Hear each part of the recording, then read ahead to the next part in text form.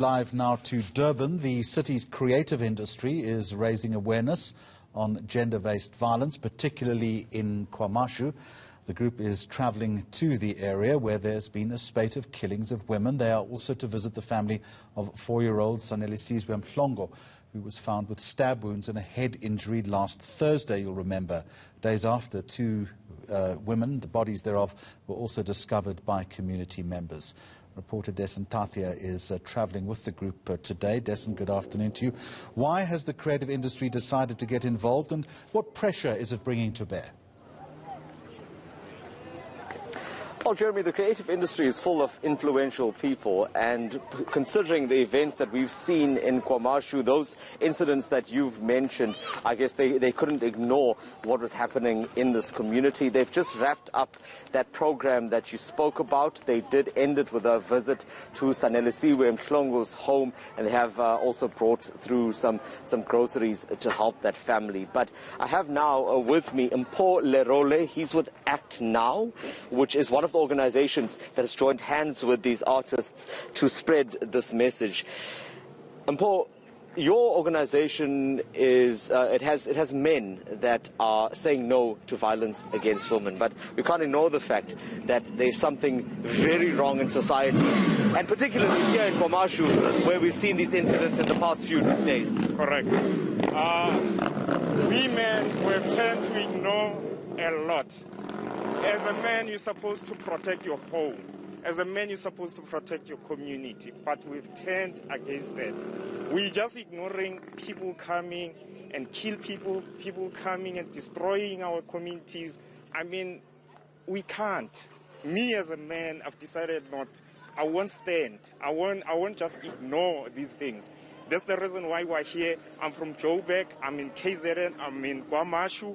I'm next to this family. This family here, they're crying. Their daughter has been killed. It's not only this family. There's many of families in the country.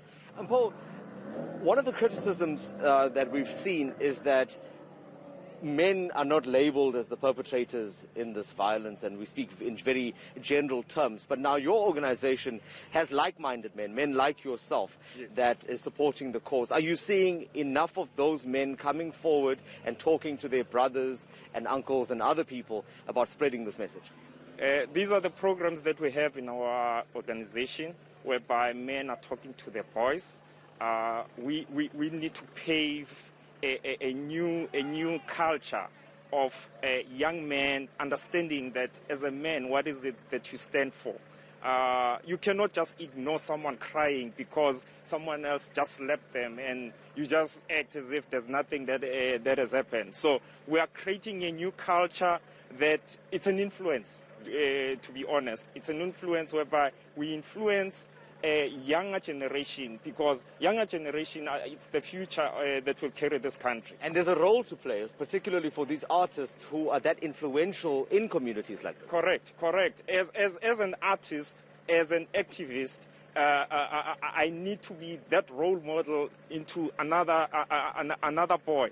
That boy needs to see me as a good example that, okay, this guy, this is how he lives his life. This is how he carries himself. So those are the things that we are trying to change into our communities. And the young men are the most important people to influence. Thank you very much, Mpho Lerole from Act Now. And Jeremy, another part of this program today was by the Pepper Foundation. And what they've been doing is they've been handing out these whistles like the one that you see in my hand. And the reasoning behind that is every household should have one. This is to alert neighbors of any danger. And they've also given out instructions on specifically how this is to be used. So this is also a very important part of the awareness program here today. Any initiative like this is to be welcomed. Dasen Thathiah, thank you very much indeed. This is lunch.